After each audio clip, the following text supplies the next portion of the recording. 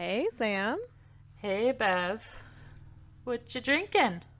Ooh, that was a good pop. Hey, I that liked was it. louder than I thought.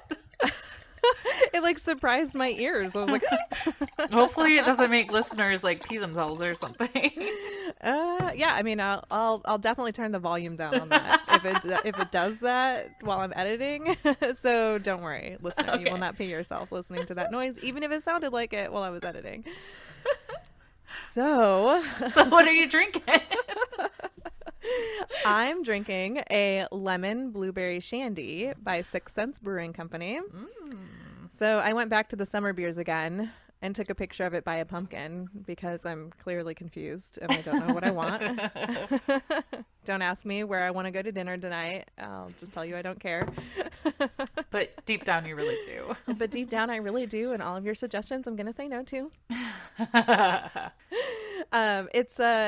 It's brewed by a local brewery in Jackson, Ohio, which is about an hour southeast of here. It's a really small town. We were there for a cross country meet, and we decided to go into their little town and go hit up this brewery because this brewery made a beer called the Paw Paw Merc Shake that we had at the Paw Paw Festival last week, and my husband really liked it. So we were like, let's go eat at this brewery. They have like a burrito truck, and yeah, it was really good. We had a great time there. So Aw. I'm hoping that we'll get to go back again soon because all of their beer was phenomenal.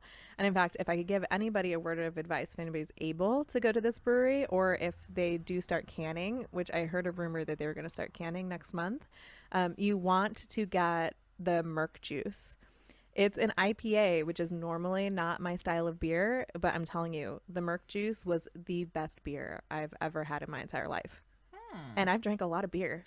That's quite a bold statement to make about an IPA when you're normally not an IPA person. I know, I'm telling you. Like it just had like the right mix of like beer flavor and happiness, and I don't know. I probably should be drinking that while we're recording. But like this blueberry shandy, it's purple, so I had to drink that. It's pretty. You sent me that picture. It's It's very very pretty. pretty. And in fact, I decided I'm going to start doing something new while we're recording the podcast. So I use an app called Untapped. And if anybody else out there is a beer drinker, they'll recognize what it is. I'm going to start checking into my beers while we're recording because I think that'll be a good way to keep track of them also. Of course, like I'm coming up with this genius idea 29 episodes in. Hey, But you know what? Sometimes brilliance takes a while. Okay, so it's not your right. fault. It just So if anybody wants to follow me on Untapped, they can. I'll put a link to it in the show notes because I don't know what my username is. I probably should have looked that up. It's yeah, probably like Bev Karen, which is my middle name, Karin. So if anybody wants to look that up and see if that's me, you can do that or just go to the show notes. I'll have a link to it. I'm downloading it right now because I do enjoy beer sometimes. So Yeah, it'll be my fun. my boss likes to introduce me to people by showing them my Untapped profile because I drink a lot of beer. And I'm like, I don't know if you should be bragging to everybody that your general manager has like, 1,000 unique check-ins on Untapped. I don't know. I mean, that just means you're cultured. I'm Maybe that's the cultured. word I'm looking Yeah. for. In the ways of beer. Yeah, we'll Cultured just in go the there. ways of beer. There's nothing wrong with that. And in fact, I'm actually really terrible about using Untapped. I haven't been using it very often, but if I find that a bunch of listeners are following me on it, I'll try to use it more often. Because then, like, if I'm in Columbus and I'm at a brewery and I'm nearby, like, you can come by and say hi. That won't bother me. I don't think. I guess you'll find Sam's out. like, I don't know about that. Sam has more stranger danger than Bev does. I need to develop That's my funny. stranger danger. And then I Although should develop having less stranger danger. my new favorite podcast, which is My Favorite Murder, everybody should know this by now, has been teaching me like to F politeness a little more. Yeah, you should. It's been working pretty well, Good. I think. So what are you drinking over there? So I am drinking a Cabernet Franc from Tabor Hill. It's the 2016. It's freaking delicious. And I think I've said this before, and I've definitely said it on my Instagram before, that I was not a huge red white red wine fan when I first started drinking wine, because I was drinking like really shitty like Yellowtail. Not that there's anything wrong with Yellowtail, because some of their stuff is good, but I hate their Merlot because it's like licking an ashtray. Yeah. That's like in steel grape juice, in my opinion. Some people might like it. Maybe now that my palate has expanded, I could recognize that it's more of a pepper taste than like than an ashtray taste. I don't know. I can see how you can get those two like mixed up though if you haven't like been drinking a lot of that style of wine yet. I can see that. But this one, I actually picked up when we were on our way down to the Naperville Ale Fest in July, because I like to try things when I do wine tasting that I'm not sure I'm going to like, because what's the fun in just drinking wines that you know you're probably going to like, when yes, each winery has different ways of, fermenting their wines and filtering it, and it's going to taste different based on the soil and the climate and blah, blah, blah. But like a Riesling's a Riesling. So while I might enjoy a Riesling, I just want to try what's different and weird when I have the opportunity to, and not commit to a whole bottle of it. Because sometimes that whole bottle can be very expensive, and then if I just pour it down the drain, it makes me really sad. Yeah. So this one is really good. It's kind of got like almost a blueberry taste, but it's got a little bit of pepper, and it's not overly dry. Cabernet might be a little dry to some people, and it used to be to me, but now it's not. I love it, and it's like 60 degrees. It was 46 last night. We slept with the windows open. I was freezing when I woke up. It was fantastic. Welcome fall. Yes. So I was like, time to bust out the red wine. Nice. So, yeah. I almost went to the store because we have to return a Redbox DVD. I almost went before we recorded so I could find something like pumpkin, but then I was like, next week. Well, I have a ton of pumpkin beers in the fridge now, and I was thinking to myself, yeah, like this is the first episode that's going to drop after the first day of fall, so pumpkin only makes sense. But like we bought these crowlers from 6 Cents, like specifically so that I could drink one while we were recording, because I really wanted to promote a local brewery. So I was like, no, I can't do that. I really need to have this, even though it's totally not seasonal. That's so funny. Charge it to the podcast. My brain while we're picking things. It's very complicated in there. See, no, but that's a good excuse. I need it for the podcast. I like that excuse now too. Yeah, I like that excuse too. I am technically sort of an accountant. That's what I have my degree in. But I need to consult a tax person to find out if we should be saving our receipts for the alcohol that we drink on the podcast. Oh, that's a good point though, because you sent us our little financial statement, and I was like, wow, Bev knows what she's doing. I barely understand how to read this, but holy crap, there's a lot of money in and out. And I was like, oh, well, that means things are good though. Yeah. I mean, well, I didn't see we're like a legitimate podcast. Yeah, no, nothing's in red. We're doing all right. The listeners are like, why are you guys talking about your podcast finances? This is so boring. We're not red. So that's good, because that means we'll keep putting stuff out there. We're not, That's true. It's not failing. So you're welcome. You're welcome. And thank you for your support. Yeah, I mean, holy cow, Patreon, like we hit our first Patreon goal, which is exciting for us because it means that we hit a goal, which like continues to push us to keep like working on stuff, because like when you hit the small goals, I don't know, it always motivates me a little bit. I don't know about you. Yeah, no, I was surprised when we actually like exceeded the first one, and I'm like, holy crap, like 15 people like us enough to pay attention to our Patreon and contribute every month. Like, who are we? Right. And 5 of them are buying our drinks, which means 2 things. Like, one, all of the drink spots are taken, which is kind of amazing. And then number 2, it also means that we have to produce 5 episodes a month because we have 5 different people supporting our drinks. So every month you're going to at least get 4 regular episodes and 1 mini-sode. So it means Sam and I are going to keep working. And this week's episode drinks were sponsored by Homemade Confetti, which Sam said her name correctly last time. I did not. So I will let you say it. It's Christine Kiani. Is it Cyani? She said that you said it right. I don't remember how I said it, though. This is so much pressure. I probably should have warned you before we hit Ah, record. I should have gone back to that other episode and listened to it because now I'm like, I don't And you're remember. like, nah, I don't remember. And she even said that you put the right like Italian emphasis on it the last time. Sayani. I think I said Sayani. Did you? Okay. I don't know. I guess Christine let me know if I had a moment of like, what do you call it? Like memory lapse. Brain fart. Oh, yeah. Yeah. I was going to say amnesia, but brain fart's probably more accurate. That probably is.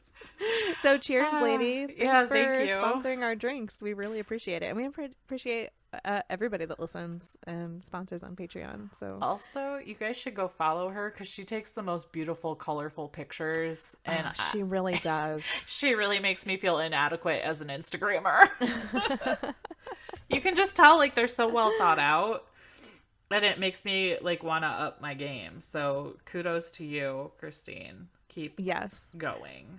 Well, and there will be a link to her Instagram profile in the show notes since she was this episode sponsor. So if anybody wants to follow her, you can click on that link in the show notes, or it's at homemade_confetti. So you can find it that way too. Yes, yes. Yeah, and I realize I talk about the Patreon a lot, and I never actually tell people what the link is to the Patreon. I always just tell them to go to the show notes. But if anybody wants to listen to this episode's pre-BS, we've been recording them every week, and they've been a hit. So we're going to keep doing it for now. Our BS is up on the Patreon. It's totally free. To get to the Patreon, it's patreon.com/drinkandfarm. And is spelled out. So if you are so inclined, you can go check it out. And somebody had, they didn't send us a message. It was in that awesome, totally anonymous feedback you guys can give us in the survey, which there will be a link to the survey in the show notes. Somebody said that they wished that they could get the BS into their podcast player. So I wanted to address that and let everybody know that you can get the BS in your podcast player if you are a Patreon member. Every Patreon member gets their own unique RSS feed link. It's like up in the upper right hand corner of the page. If you copy that link and insert it into your podcast player, then all of the BS and other clips that I upload will automatically get sent to your podcast player. So I thought that was useful for everybody. Plus, I don't know who left that feedback because it's totally anonymous. So I can't send it to that person individually. So what they can do that if they're, is it like $2 a month? Yeah, if they're in order to be part of our Patreon page, I think it's $2 a month. Yeah. Yeah, and that's like, that's pretty cheap for the convenience, I guess. Yeah, we try to work for the money. Somebody had said putting it as its own like iTunes feed, but I think that might make the BS sessions just a little too much work. Because like we're trying to focus on the main podcast. The BS is just like a cool bonus. Right. So that's just one more way to like make the Patreon more rewarding, I guess. Yeah, that's a good way to put it. There we go. Yeah, Beth's on a roll. On a roll. No, that just sounded like on a roll. Enunciation. That just made me think of a really stupid work joke that would make no sense on the podcast. We do have lives outside of here. Do we? Kind of. And if you haven't joined our Facebook group yet, join it. We've been having some excellent conversations in there. Excellent. Did I actually say that right this time? I don't know. But it popped into my head. It reminds me of the Rent the Chicken interview because they had a lot of good chicken puns. They did. Mm-hmm. They're very well versed in their chicken puns. Yes. And don't forget to review us in all the places. Yeah, please. I feel like I just checked. We haven't had a new iTunes review since August 25th. So I'm feeling a little lonely over there in the reviews section. So even if you just want to go give us some stars, like your honest amount of stars, if you don't feel like typing something, that's cool. And I get it because like I've never actually gone and reviewed a podcast. Oh, you know what? For good karma, I'm going to go and review all the podcasts I listen to. I should do that too. Good podcast karma. I really shouldn't be asking people to do something that I wouldn't do or that I don't do. So I should probably do the same thing. So you guys can go review us over on iTunes. That would be great. Or wherever you listen. I'm just most likely to see it on iTunes. That's true. Yeah, and the podcast that you're looking for when you go to iTunes to review it is We Drink and We Farm Things. Yeah, we haven't even really introduced ourselves, have we? We do that every episode. We're working on it. We're so bad at this. We just need a theme song. Oh, well, since we've hit our first Patreon goal, we're working on that. Yes. So stay tuned. It probably won't be ready for the first episode in October, but I'm hoping to start getting new sounds and getting a theme song into it sometime in October. So stay tuned for that. Don't worry. We will very excitedly announce it when it happens. And maybe I'll just add a little clip to it, to the Patreon, so that the Patreon people can get to hear it first, which will be kind of fun. Yeah. Since they're the ones that made it possible. I think so. There we go. And I know Sam I will humble myself right now. Sam has dropped the ball. We were talking about shirts and sweatshirts and things like that a month ago. Oh, that's right. And then we contacted the person that we want to work with to do it. And we're like, yeah, let's schedule a call. And then you're like, Sam's calendar is crazier than mine, so I'll let her coordinate. And then Sam had the ball and she dropped it. So Sam will try to pick the ball back up so we can figure that shit out, because now that it's 67 right now, but I have a long sleeve on. I might get a little warm when I'm outside doing chores, but Sam wants a sweatshirt. So, at least Mother Nature has motivated her. And I'm sorry that we kind of, got a little radio silent on that, but it's coming. I promise. I swear. We just need to all coordinate and get on the phone together to determine what we would like. So there we go. Well, it sounds like you're picking it back up, so it'll be good. I'm trying. Sometimes the whole farm work thing, podcast. Yeah.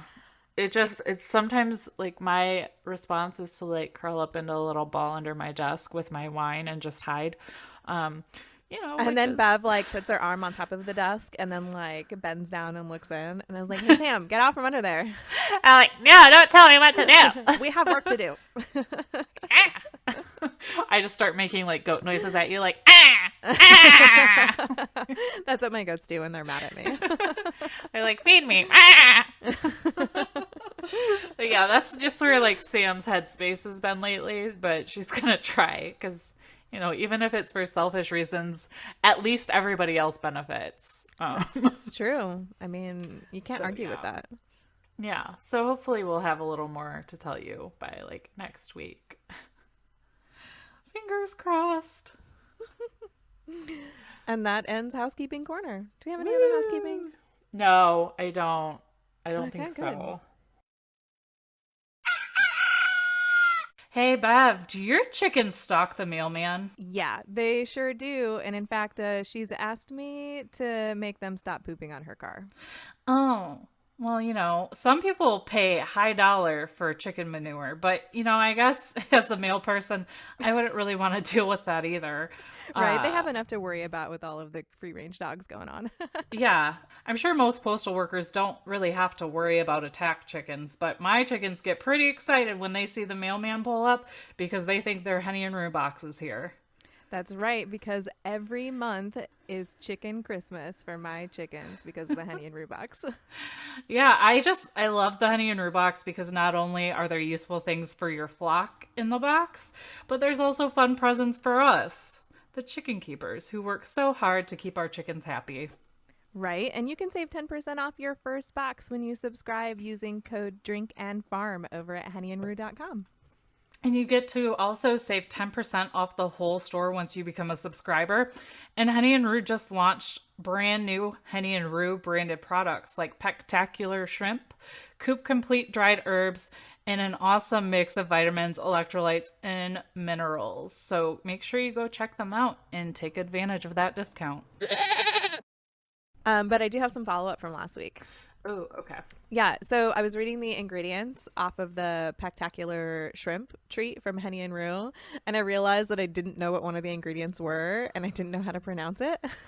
Oh, that's right. Well, I remember now. Yeah, the ingredient is Milo, And Milo is actually a type of sorghum.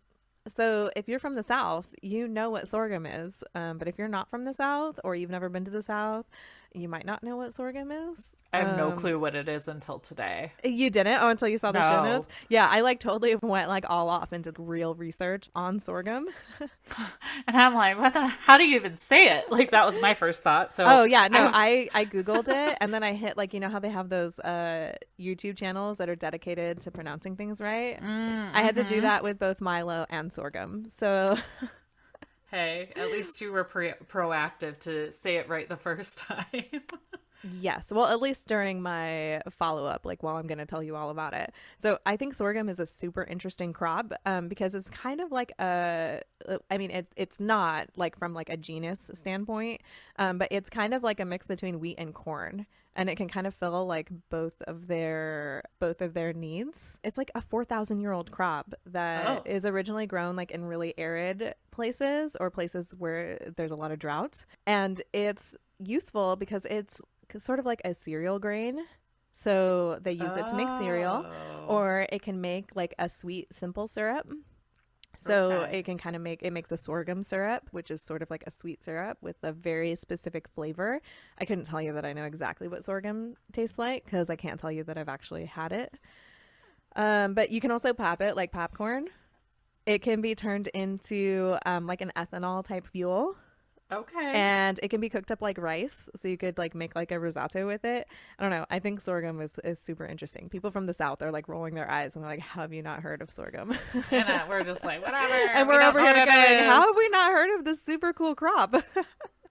We're just learning something new every day, so it's fine. We really are, and I thought it would be fun to share it. I mean, because we have a lot of listeners that are from other countries. So, I mean, sorghum is grown in like really arid countries as well. So if you're from one of those countries, or you eat foods that use sorghum in them, then you'll recognize them. But it's also like a gluten-free like wheat alternative. Also, it doesn't have any gluten in it, so it requires a binder. But otherwise, yeah, you can like use it sort of like almond flour as an alternative. Interesting. Low carb thing. So it's like super versatile. Yeah, it's a super versatile crop. So I'm not really sure why we do grow a lot of it in the United States, most of it in the South, you know, because it's more hot and arid there. Well, I don't know. I mean, it's pretty humid in the South, but you know what I mean? Yeah. Not necessarily a lot of rain. It's humid, but it doesn't necessarily rain often. Totes. I've never been to the South. Is that weird? You've never been to Florida? Well, okay, I've been to Florida, but that doesn't count. Is Florida the South? Yeah. Yeah. I think it is kind of its own little world, though. Like, you know how Texas is like, we want to be our own country. I feel like Florida could probably be its own country, too. Oh, that's a good point. Really yeah, I went to Universal Studios, Florida. That's what we did. We did like a week, and we went there. But otherwise, that's the only time I've been there. I'm trying to think. I've been to... Well, do we consider the South like to be Kentucky and Tennessee? Because they kind of have a little like twang. Because it's kind of like you're now leaving the Midwest and entering Kentucky and Tennessee, and I feel like I guess technically I've been to Kentucky, so maybe I have been to the South. Yeah. I've been Bev and Sam don't know geography. Bev and Sam just don't understand where the line is between the Midwest and, you know, the South. And the rest of the country. Like most things, there's a gray area. Well, I'm occurring. Sure that if you asked Instagram, you would get 1,000 different answers. So that's true. God forbid I ask on Facebook, though, because people would probably really get salty that we just don't know and that we're ignorant. I mean, at least we're admitting that we don't know something. Yeah, but so Florida is definitely in the South, but I feel like it's just like a whole different, like if you're thinking like Southern Belle, I don't think Florida. I think like Georgia, Alabama, maybe even like Mississippi. Yeah, Virginia. You know? Yeah. Yeah. Maybe the Carolinas, you know. That's but definitely like Georgia. I just think of like the big dresses that they used to wear. That they had to like be dying in, like all the boning and the hoop skirts and all that. That's you said all the boning, and I was like, what? Like the boning and the skirts and the corsets. Bev, get your head out of the gutter. Bev's vibe today. Yeah, I was like, hi, you said boning. And that was Tangent Universe. You're welcome. At least it was relevant to what we were talking about, though. That's true. It was on topic, so We it were. counts. Yeah. Cheers. Cheers to that. All right. Is that all we had for follow-up? Yeah, I mean, unless you have any other follow-up. I think that was like the most mysterious part of the last episode, and now you went like Sherlock Holmes on it, and now we know. So yeah, we have like that streaking rainbow star that's like, the more you know. Yeah, that just happened. Do you know what I'm talking about? I do. I totally know what you're talking about. And they still have those. I can't remember what channel it is. Shoot. Is it like PBS or something? Because I feel like I saw it with some like Sesame Street back in the day or something. So I don't think it's PBS. I think it's like CBS. Oh, that would make sense. Again, another random tangent by Sam and Bev.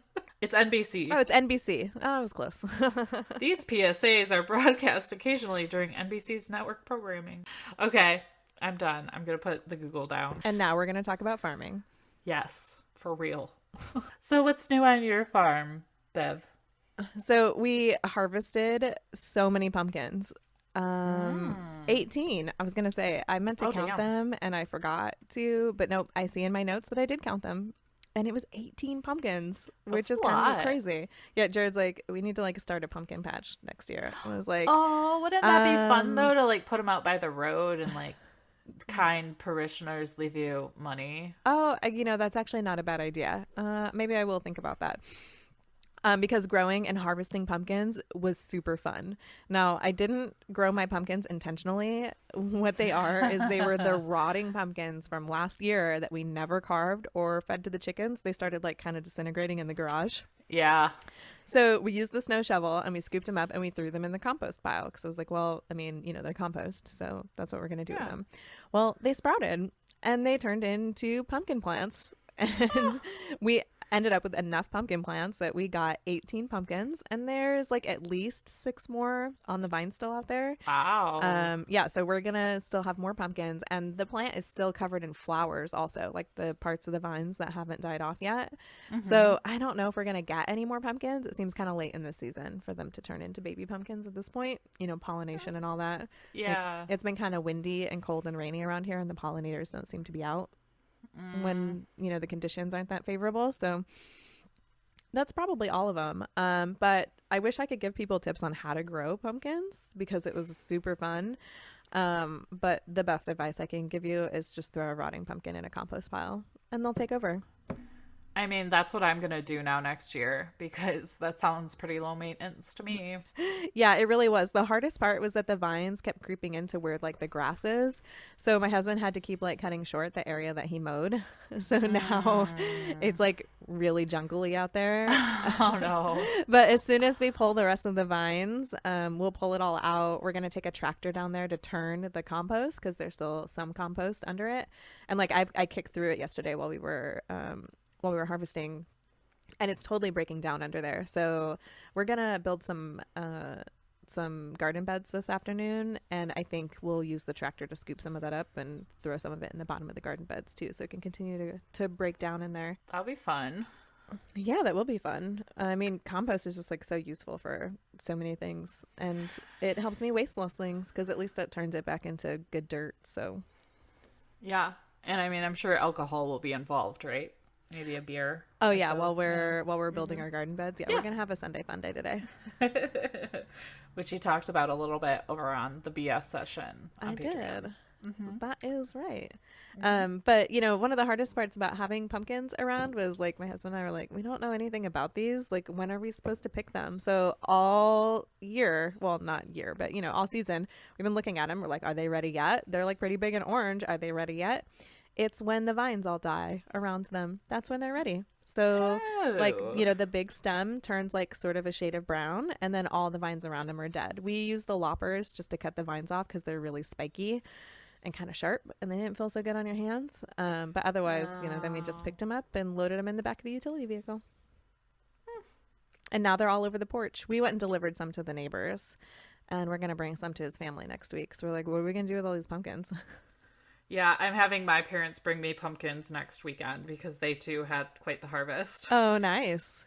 And my husband doesn't like pumpkins for various reasons, or he doesn't like Oh, giant that's pumpkins, right. but you know what? At this point, I'm like, get over it. I'm going to grow pumpkins next year because I don't want to buy them at the store. I don't want to have to go to a cider mill, even though I probably will because I love cider mills. But they're not hard to grow. I would like to do some kind of like other gourds too for like decorative purposes, because I think that would be fun. But Well, that's what my husband said too. He's like, I want to grow all the gourds next year. These pumpkins are so cool looking on the porch. I was like, yeah, we can totally do that. I'm like, but they take up a lot of space in the garden. So I told him, yeah, I think my recommendation is going to be like everything that we want to grow, we'll just go pick up one of them this year, or, like a handful of them this year. And then when they start to sort of break down, we'll throw a different one in each of the different compost piles and we'll just let them take over next summer there you and then build a new go. compost pile. Because, like, if you wanted to Hey, put them in your raised garden bed, they would take up all the space and they yeah, got like really out of control really fast.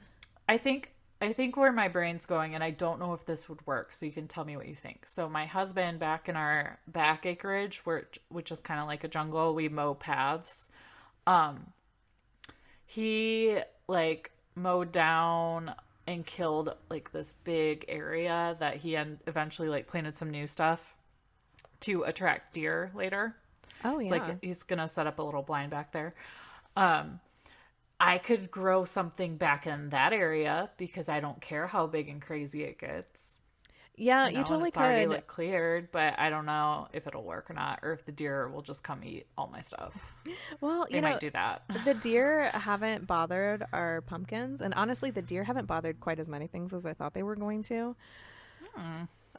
But maybe they've just been a little more skittish this year. Although there were three that like ran right by my bedroom window right before we were getting ready to record, so it was kind of cool. I was like, dude, deer, it's the middle of the day. Like, hunting season is soon, right? Yeah, in Come on. Michigan, early doe season started yesterday on private property, so Oh, I don't know what day it starts in Ohio. that makes me think that rut season is like upon us, and the girls are just starting to run away from the boys because they're annoying. They're like, not today. Which reminds me, we have to keep Loki locked up right now because I think he got to Diana, but I'm not sure he got to Maya. And then I was on a goat group and I was looking and they're like, oh yeah, if my buck got in with my does, so I guess I'm gonna have babies on Valentine's Day. I was like, aw, that we're gonna have Valentine's Day babies too if like Toot was successful. And then I thought about it, I was like, oh my god. The Naperville Ale Fest, the winter edition, is February 23rd. So I'm No. like, I can't let him out now. I can't let him out now. So now he's locked up until like at least for like another week or two. Because I'm Yeah. like, if we have them before, that's fine. I can have my brother come, stay for the weekend and watch them. Yeah. You know, they'll be fine if mom's in there, and as long as they've taken a mom, it'll be okay. Yeah. Um, and if not, like we can figure out the bottle feeding thing like a week or so before. It'll be okay. Yeah. But then I was like, okay, Toot's cut off because I have to, work around the Naperville Ale Fest in order to meet the needs of my goats and their, potential births. So, Well, it's so funny. My goats aren't really old enough to be bred yet because they say that you should wait until they're about a year old. yeah. And I know most people breed so that they're born in the early spring, but I actually think that we're gonna breed ours so that they're born in the fall every year. Mm-hmm. Just because, like, I don't know, I don't want to go out there and assist goat births in like the early spring. Like, I'm Yeah.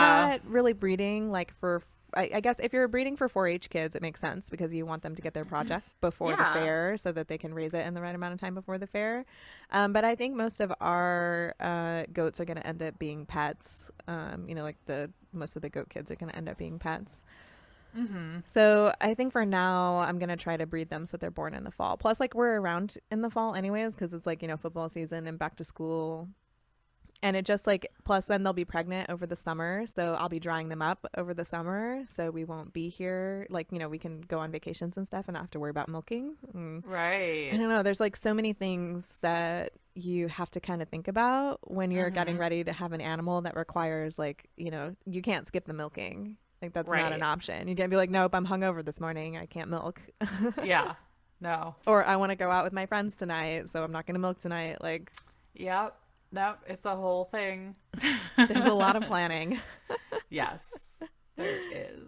Luckily, I Ah. have a lot of friends around here that are interested in getting some goat milk too. So maybe I can work with them and teach them how to milk so that when Jared and I want to go do a couple of things, they can come and milk for me. Yeah, and then they can just keep it. So Yep. it'll And then work they get to out. have it. Yeah.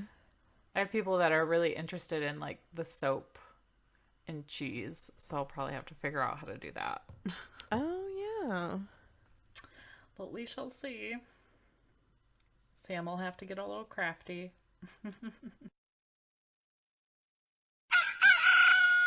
Are you looking for something that's totally safe to use in your coop and around your house to repel pests?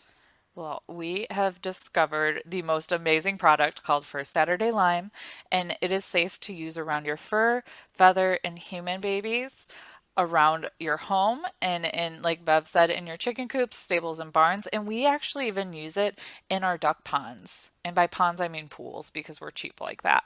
But we sprinkle a little bit in there, and it actually helps keep the funk down. Yeah, First Saturday Lime is so useful, like regardless of what kind of animals you have or how many you have. It helps keep smells down, helps keep flies down, helps keep pests down. Like this is a product that you definitely want to be using every first Saturday. Make sure you go to firstsaturdaylime.com and check it out. And then when you buy it, make sure you use hashtag drink when you check out to get 10% off. And you can use that hashtag every time you check out and buy First Saturday Lime. Because remember, you want to buy at least one bag a month because you want to lime every month. What are you waiting for? Go do it right now. Now. Meow. I almost said right meow. So inside our group, one of our members is getting some baby ducks in just a couple of weeks. And she asked some questions in the group, but I thought it would be fun if Sam told us about like how to raise baby ducks on the podcast. I know it's not really baby duck season, but we Yeah. like Casey, and she said that she'd be interested in hearing about it on the podcast. We're like, all right, Casey, we'll talk about it on the podcast, and we'll do another like special mini-sode when it's closer to baby duck season. Yeah. Like maybe sometime like in the early spring next year when we've got some more time to like kind of plan it out. But Sam has definitely raised several groups of baby ducks, so she knows all about it. I know nothing. Well, it's really not like super different than raising chicks, but at the same time it is. Because if you think baby chicks are little poop factories, you should get baby ducks. So, rule number one, be prepared to clean out the brooder like every day. Oh, yeah. Because they need water. They need to be able to like dunk their little beaks into the water and clear out their nose, and then they get it in their mouth, and they think it's really fun to swing their heads back and forth. Which is so adorable, but It is until it lands on the poop and makes it smell. Oh, is that why it always smells a little fishy around ducks? I think so. It's a combination of them just being messy with water and their poop being made up of a lot of water. You know how chickens Okay. in the summer have more watery poop because they're super hydrated? Yep. Ducks are like that all the time. And then, it doesn't, baby chick poop is very like small and dainty, or it should be. It shouldn't be watery, or it shouldn't be crusting on their butt, right? It's like a happy medium. Whereas ducks, it's like you can hear them poop. It's like, like I'm not joking. It's like, so My then when chicks they are go, like that every now and then, but only when they're doing their cecal poops. I don't know if I said that right, but you know what I'm talking about. but yeah, so they go like all the time, and it's really cute until you realize that you have to clean out the brooder every day. So one thing we started doing was putting down like a puppy pad on the section that has the water, and you still cover it in like a little bit of shavings, and then you keep it on the opposite side if you can of the brooder. We just use like one of those tote things that you store like Christmas present or Christmas decorations in. Oh yeah. So you just keep it on one side and then build up the shavings on the other side. That way, instead of like dumping the whole thing, you can just pick up the corners of the puppy pad and dispose of it, change the pad, and put some more shavings down. So that's one like hack that I found that I figured out myself. I didn't see it on the internet or anything. So I'm trying to provide things that you're not going to necessarily find on the internet. Because I don't know how much Googling Casey's already done. So I want to give her like at least like what I do or what I've found. Obviously, Bev and I have talked before about not feeding them medicated feed, or maybe you can, maybe you can't. Obviously, based on what we found, you can. I just don't, because I feed them the same thing I feed the adult ducks, just in the crumble form. So I do like the non-medicated chick starter. Okay. That's perfectly fine. Or any kind of meat bird food. I just do that. Oh, yeah, because it's got the extra protein in it. Yeah, exactly. They need more protein. So you definitely want to go that route. You can look into like niacin deficiencies. I haven't had any problem with that, but some people do. So it's a good thing just to like Google and educate yourself on for the signs. And 'cause I can't quite remember off the top of my head, but sometimes I think it's like leg issues or discoloration of the beak. So you can look into that. Yeah, I can't remember what the feather issue that somebody was mentioning on one forum that can happen because of the Like niacin a deficiency. Oh, is it the Angel wing? Yeah.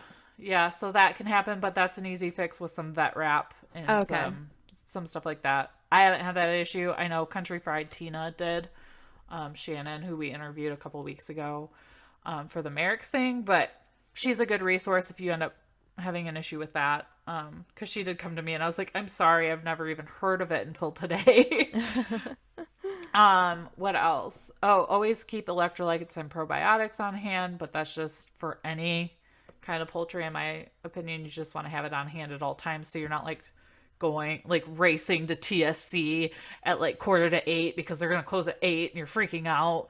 Yeah, just keep it on hand. Every time I go in there, I just pick up extra packets. Like That's a it's good just part of idea it's just part of my routine. I'd rather have too much of it because it than doesn't not really go enough. bad as long as Right. the thing is closed. So I used some of the Save a Chick like for the turkey babies, but I didn't have to use the whole thing because my water wasn't a full gallon.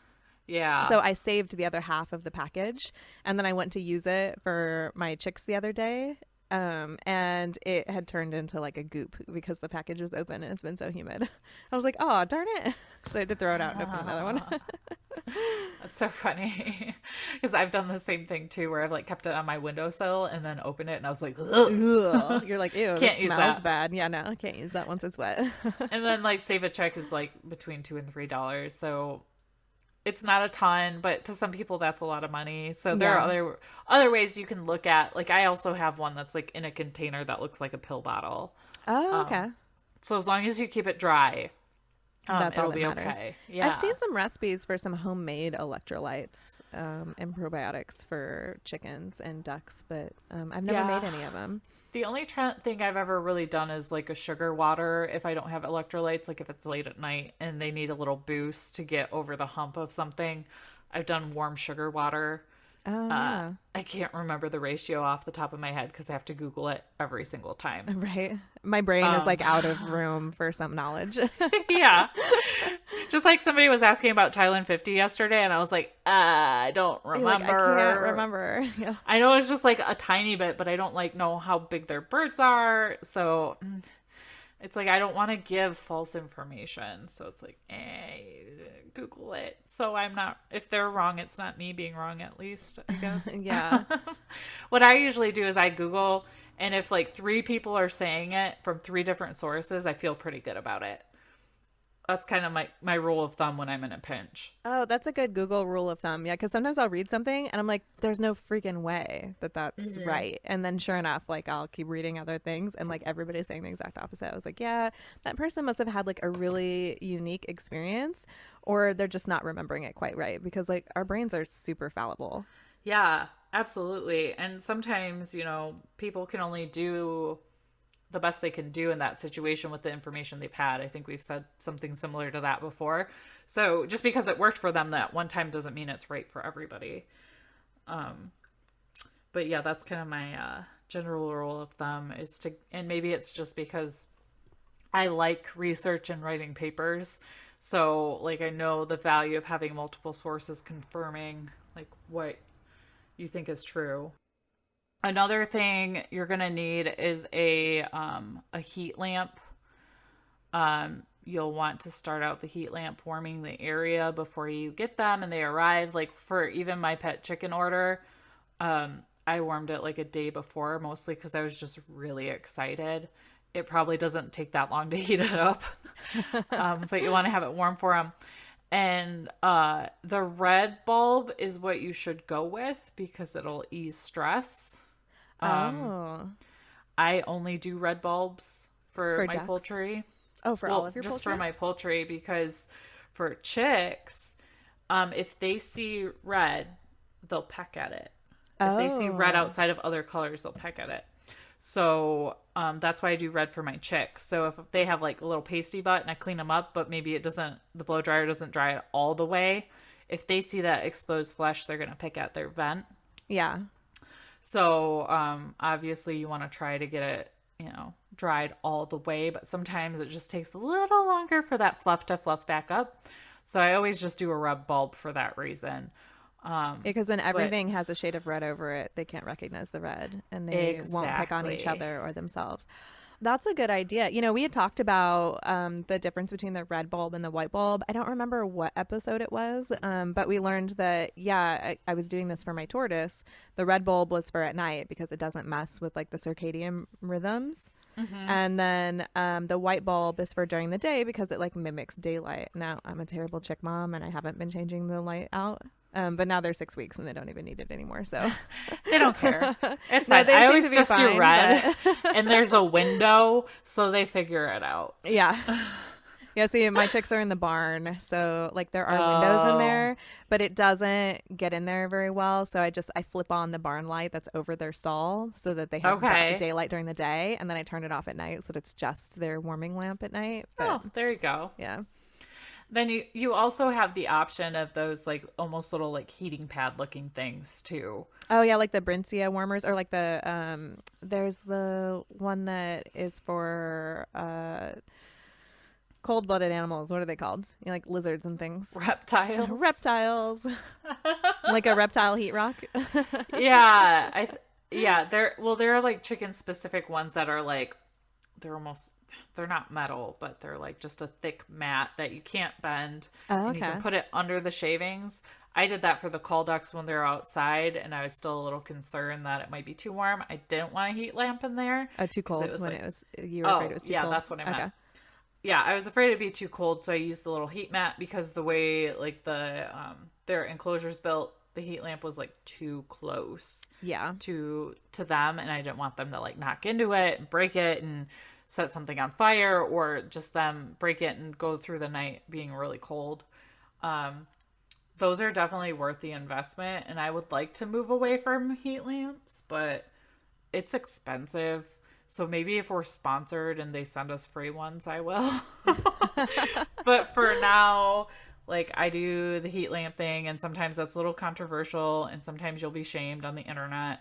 So just brace yourself for the, bougie people that have leveled up in life, and we're just not there yet. I still use heat lamps, but you know what I do? I have like one of those heavy duty like woodworking clamps. The hutch that I have the baby chicks in, it's like a tall rabbit hutch with like a peaked roof. I have the heat lamp hanging on the inside because it wasn't close enough when it was on the outside of it. I have it hanging on the inside and clipped to the top of the peak of the roof. And then I have a heavy woodworking clamp put through both sides of the heat lamp clamp. So even if a chick flew up that high and hit it, the lamp would never fall because Yeah. it's being held up by this heavy woodworking clamp. And then I also like wrapped the cord through the middle of it multiple times and pulled it tight. And then I wrapped it around the hutch like before I plugged it in. So even if for some reason that failed, the cord is wrapped multiple times on the outside of it. So that should catch it and keep it from falling. Yeah, that's a good idea. We usually zip tie ours. Yep, zip ties would work too. Yeah. We just didn't have any in the barn. They were in the garage. I- We have like really skinny ones, so we have to use like a A couple. bunch of them, yeah. Should probably invest in some bigger ones, but then, it's like you go to Home Depot and you buy zip ties and, plastic for the outside of your run to start thinking about winterizing, and then it looks like you're just gonna, kill somebody and then wrap a dead body in there with zip ties and You're like, no, I promise, I'm just protecting my animals for the winter. yeah. Exactly. But I think those are like my main things of advice. Handle them as much as you can, but they'll probably still end up hating you when they grow up. Just, it's a very complicated relationship. I find that relationships with all poultry is very complicated. Ducks are the worst though, because mine hate me so much, but will come to me for snacks. And then my Muscovies, which are supposed to be like the friendliest breed of ducks, the two boys like have started like this dominance thing where like they huff, they're like, because Muscovies are very quiet, they don't really quack. And then like they raise up their neck and like head hair and start like putting their necks forward and like undulating them. Like I'm doing this, like you guys can see me and it's ridiculous, but I should try to get it on video because like when I come by, they start doing it and it's pretty funny, but they're protective. But I don't know. Did she say what kind of duck she's getting? Oh, I don't think she did. I don't think she did, which is okay. I'll ask because I'm going to post that she needs to listen to this episode. So we did it just for her. That's right. Well, this part anyways. Yeah, this part. So, Casey, if you have any other specific questions, just post them in the group. And Sam will chime in. I won't say anything except that your ducks are really cute because I don't know anything about them. Yeah, ducklings are very, very cute. And they're lucky they're cute because of the amount of that you're going to listen to and clean up. That'll save them very much. But yeah, so that's all that I really had for this week, Bev. Do you have any other farm tales that you need to tell us about? Oh, yeah. I have to tell everybody the story of Narcissa the chicken and how her family forgot about her. Hey, Sam, do you know what time it is? It's Grubbly Happy Hour time. Woohoo! I can hear the chickens running already just at the word Grubbly. Yeah, They it's a just good know. thing that mine are in their coop right now because otherwise they would have like come and busted through the window. Yeah. My flock is like crazy excited about grubblies.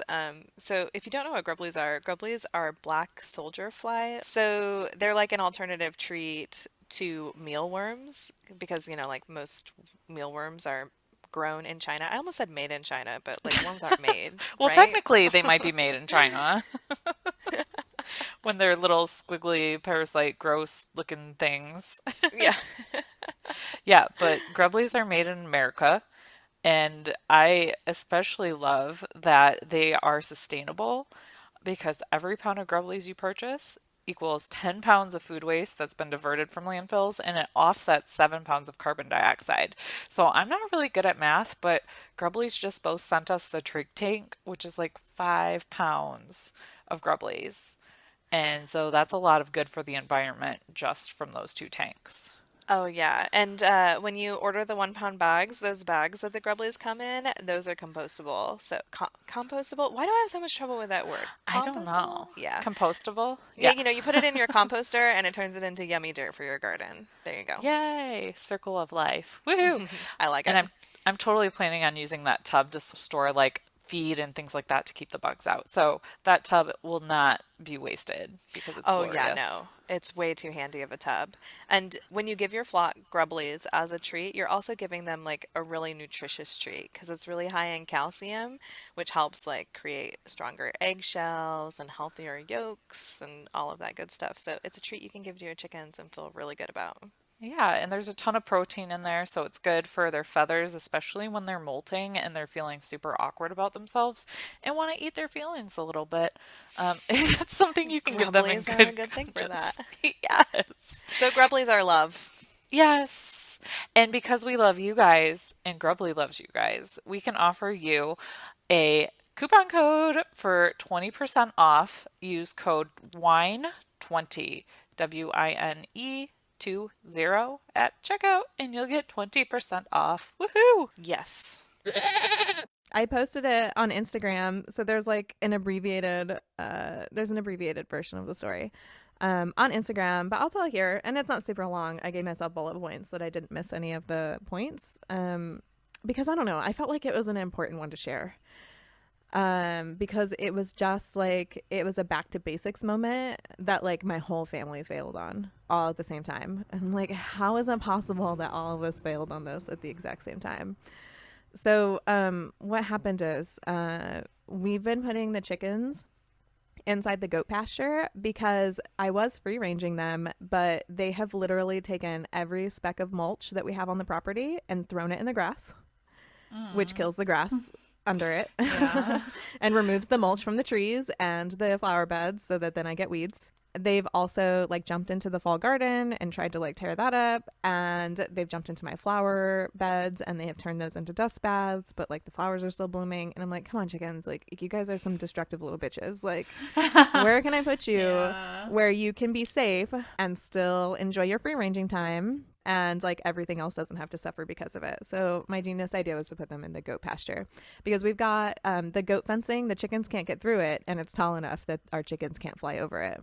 So they really are stuck in there unless they decide to wiggle under the gate. They can, and there's like a handful of them that will, but they don't wander far from their flock mates. So when they do that, it doesn't bother me because they're really close to their coop and they're really close to their flock mates, so they're fine still. But I had them out there the other day, and I needed to take Orion to cross country. My husband normally takes him, but he got stuck at work, and I wasn't expecting to, so I jumped up and I was like, oh shoot, he has to be there. It's a 15-minute drive, and we had 20 minutes. So I was like, well, I'll go run and throw the chickens back in their coop really quick, or in their run really quick, because it's super hot. I didn't want them hanging out in there that long because I was worried that they were going to be too hot and overheat, because there's not a ton of shade out there. And chickens aren't super smart at finding stuff in new areas. Yeah. So like, it was kind of it's unfamiliar territory. So they were mostly just like hanging out in the hot sun and, pecking the bugs and eating the greens and stuff. So I went out there to move them, and I had Aurora put them away inside the run because Orion and I needed to go. Well, we have a system. Everybody knows that when you're responsible for putting the chickens away, you're supposed to count them. Well, Aurora forgot to count them and put them away. Well, that night, Orion is responsible for picking up the eggs and tucking them into bed. And tucking them into bed means that you just take the flashlight and you count all the chickens. You make sure that everything is closed up and their door is closed and they're safe. You say goodnight and you shut the door. Well, he didn't count them at night. And then he's supposed to count them in the morning also. And he opens the door and lets them out and feeds them and waters them. He didn't count them that morning either. Oh, no. So I didn't count them when I kicked them out of the pasture. Aurora didn't count them when she put them back in the run. And Orion didn't count them when he was doing his evening and morning thing. So, 4 times in a row that we interacted with the chickens, they didn't get counted and we were missing one. So what we think happened was, we think that she dehydrated in the goat pasture. There was water in there, but it was the goat bucket water. So like she wouldn't have, like, you have to show chickens how to use their waterers the first time, because they won't figure it out on their own. Like if it's different than their original water, like you can't just like switch from one of those hanging waterers to a nipple waterer without like taking each chicken and pointing them out to it, because they're just their brains just don't work that way. I don't want to say that they're not that smart. They don't work that way.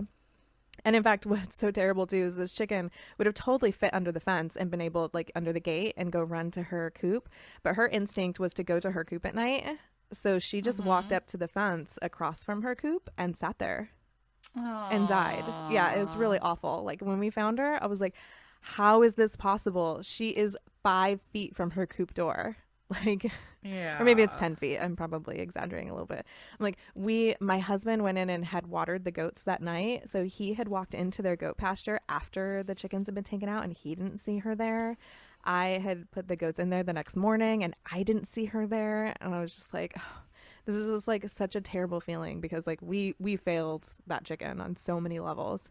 Because like if all of us had just been paying a little more attention, we would have figured out she was missing and we would have found her immediately, because the goat pasture's not that big. It's a half an acre. Yeah. So one person could have ran through it shaking a Grubley's bag and she would have come running. So we just felt really terrible about it. And that's it. That's my lesson. I feel like you shouldn't beat yourself up too much because, like, somebody else posted in the group, and I didn't want to say this because it was not. I said some, like, a more positive example. So Polish chickens have a hard time seeing, right, because of their crest. We had the one rooster that spent the night in the neighbor's barn. And then I was so upset. And then this little MRFer comes strolling out the next day like everything's fine. But he gave me a heart attack. But then we had another situation where, of course, one of the hens, there were like 16 weeks at the time. So we haven't integrated them, but they were so scared of everybody else that they were up perched near the waterers. So I would take them out of the coop and set them in the grass to get them used to going outside. Now, George, our other rooster, who might have to go to freezer camp, he's an asshole. He was supposed to be watching Lucy while they were out together. And then George made it back to the coop, but Lucy didn't. And Lucy's a Polish, so she had a hard time seeing. And we'd never have seen Lucy again. And that was us, like, looking, like, that was within, like, an hour. And we did look for her before we put everybody to bed, and we couldn't find her. So sometimes these things just do happen. And, like, I think was it Bess in our group that lost the one?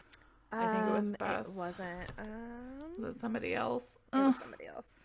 I'm so bad at this. Sorry, Bess. I don't mean to. Who was it? See, we're looking. Oh, Bess was the one asking about chicken baths. That's what it was. Tina Stevens. Okay. That's where I was confused. So Tina Stevens, don't beat yourself up because Polish are just more prone to predator attacks and getting lost because they have a harder time seeing. But that could really be any chicken. I was going to say, once it gets dark, they can't see. Yeah. Right. And it was like daylight when she was snatched. So sometimes these things do just happen. Same with this situation. Like, you guys didn't know. And I could easily fall into the same trap because I don't count my chickens because I just know I have over 50. I don't actually know how many chickens I have. It would take you a long time to count them twice a day. Yeah. Yeah. So we just do a sweep of the coop to make sure the ones that might be the likely culprits of not coming in have come in. Yeah. And make sure, like, one time a possum just decided to roam into ours when we didn't close it fast enough. So now we do like a check for that too. Because possums will just kill for sport. Yeah. So it's like, you know, I agree it's like a learning situation, but it's never great to like beat yourself up about it, right? Because you have to make those mistakes in order to kind of get the reality check, right? That, you know, sometimes it's easy to get lazy in a routine, and that's true for like anything you're doing, not just like farm stuff. Well, it's easy to get lazy in a routine of driving to work and not paying it as close of attention because you know how to get to work and you've done it 1,000 times, and then you have the asshole in front of you that just, you know, slams on his brakes. Yeah, and you know, you're like, same kind of thing. Yeah, exactly. Well, it's really interesting that this happened this week too, because, you know, I talk a lot about checklists and like trying to get the kids to do checklists, and I do a lot of checklists for myself. Well, we had listened to it was a podcast. It's called Hidden Brain, and he did this series called U 2.0. I'll put a link to this episode about checklists in the show notes. There was an episode that he had about checklists, and it was about pilots. Pilots were making critical errors, and it was causing plane crashes. Like, they were doing simple things. Like, there's a mechanism that allows the plane to like even out when it's in the air. And if you forget to turn that mechanism off, then it'll just keep going up and up and up for forever, and then you'll have a plane crash. It's a better story inside the podcast. I'm just sort of like paraphrasing here. But basically what came out of it is that they made pilots actually follow a real checklist, like a physical, like check off the boxes of all of the basics of you know, like all of the checks that you're supposed to do before the plane takes off. And they found that like plane crashes went down like big time. And the way that they get pilots to follow these basic checklists for the things that they do multiple times every day is they tell them stories about the pilot that forgot to turn that off and crashed and died. And so, like, I guess that's sort of why I wanted to tell this story, because, you know, like, it's easy for us to forget the basics. But if I tell everybody this story and they repeat this story to their kids when they don't want to count the chickens, like, maybe they'll remember it and they'll be like, oh, yeah, I don't want one of our chickens to die because of something I forgot to do. And, like, I'm not blaming my kids for this, like, by any means. No. Because it's partially my fault, too. But my husband was like, you can't keep blaming yourself about it too, because like you made the kids sort of responsible for the chickens, like you gave them that responsibility. So don't tell them that it's partially your fault too, because then like they won't learn the lesson from it as much. Right. Yeah, It's I just like- don't let my stepkids do anything with my animals because I don't trust them. Well, but they're not around. It's a little different. I was Yeah. gonna say they're not there every day, so like they wouldn't remember all of this stuff. So like I needed to give my Exactly. kids like a farm job, because I really want them to be involved in it. And taking care of the chickens is something that I feel like Right. the chickens basically take care of themselves as long as they have food and water and a safe door. Yeah, exactly. But that's a risk you're gonna take to, you know, teach your kids responsibility and in the hard lessons in life. And you know, a lot of kids don't even have those kinds of hard lessons in life.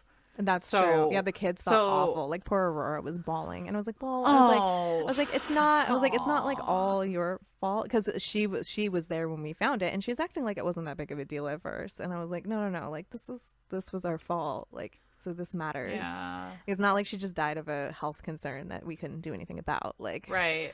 and then when like clicked, she was like, "Oh," and I was like, "No, I didn't mean to like make it that terrifying for you. I just." But I think it's important to teach them that there are consequences to their actions of not checking that box, either like physically checking something off a checklist or in your brain, like not. 'Cause Yeah. It's super easy for even us adults to get, you know, a little lazy with it. Cause like I literally have a routine at night. Like I walk the same path every night. And they actually say like it's good for your brain to do things differently on a regular basis, like take a different way to work or, you know, do something that you normally do in a different routine because it helps keep your brain fresh. It's the same thing with this. Like you have to stop and process what you're doing if it's outside of the routine. So they just learned a valuable lesson. I mean, it sounds like everybody did. And it's sad that, you know, the chicken had that fate, but you know, I don't think it's in vain because you guys were able to educate your children and even remind yourselves of, you know, sometimes complacency of just the routine can result in something not so great, like, you know, and now you're sharing it with everybody, so it's a reminder to everybody. So I don't think she died in vain, but it's still not fun. I told everybody on my IG post to tell your kids that are responsible for your chickens the story of Narcissa. And then It's like a legend. the legend of Narcissa the chicken. She'll come back and peck your eyes out at night if you do not count your chickens. She's like a mythical creature now, though. Yeah. Well, now she'll live for forever. There you go. I like it. Well, we should end this episode on a semi-funny note, and I've got one. Even though Oh, I yeah? don't have a funny farm story. I But don't either. If somebody has a funny farm story, email it to us at drinkandfarm@gmail.com, and we'll tell it on the podcast. Yes, We're we waiting will. to make that a thing, so help us make that a thing. We've all got funny stories, or like heartwarming stories, or you know, I don't know, Any farm interesting story. stories. We aspire to be as awesome as like My Favorite Murder, and they do mini-sodes around like hometown stories, right? So Yeah. we want your stories of farming. It can be funny or sad or heartwarming or whatever. You know, we'll tell it. Yep. So let's do that. But what's your funny thing? Okay, so I named my speaking of My Favorite Murder, I named my baby chicks. I have 2 hens and a rooster. Uh-huh. Well, I named them Georgia Hardstark, Karen Kilgariff, and Steven. Oh, Steven. I love it. now when I walk you out- have murderinos. Yeah, my Murderino chickens, and they're like black and pretty, and it's really funny. Like the one chick that I named Georgia, she has like this really pretty like Barnevelder coloring on her wings, so it kind of looks like she's wearing a little mini house dress. Oh. And Karen is mostly black, and like it. Steven is just, you know, he's a funky The looking boy. rooster. You know how roosters like mature really awkwardly? Yeah. He's totally doing that. There you go. But now when I I walk like out to my that. coop, I can go, Steven. You can see my favorite murder. as you're like going out and there's like fog around you because it's early in the morning. I'm like crying a little bit on the inside. You'll freak yourself out and you'll be like looking around. And I'm like, I have 3 chickens. What am I gonna name these? Like, they need to have a theme. Like, stay out of the forest. Stay out of the forest, chickens. It won't end out well for you. Yeah. I like it. I was not expecting that at all. That's You fantastic. weren't. No, but it's like my new favorite thing. I'm jealous that you thought about it before Well, I did. I need to take a really good photo of them and post it to Instagram and tag them in it. Because, I mean, I don't think I'm the first person to ever name chickens after my favorite murder, but I don't know, maybe. But maybe. You don't know. Somebody else is going to be like, nah, I did that 3 years ago. Maybe we should see, because they've been talking about like all the subgroups for MFM. Oh, I Maybe wonder we if should there's start a like chicken a chicken subgroup. one. Yeah, if there's not one, we should start that, Sam. We should just start it. Everyone that listens is like, we listened to that podcast and that was not for us. We don't understand why you like it so much. And we're just like, we like dark things. Well, thanks for listening, guys.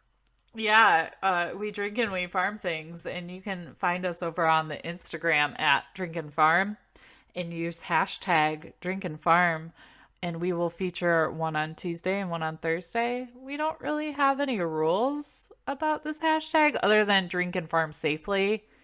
That's like the only rule, and I think I pulled one from like months ago for this week. So just because I don't pick yours this week doesn't mean that we won't pick it later. So keep that in mind. Don't get discouraged. Sam is just really unorganized. Yeah, I is love all. seeing them. So please keep posting them and hashtagging them for us because I think they're lots of fun. Yes, I agree. So drink. Farm And and give give zero zero clucks. clucks. Bye, guys. Bye-bye. Cheers. Woohoo.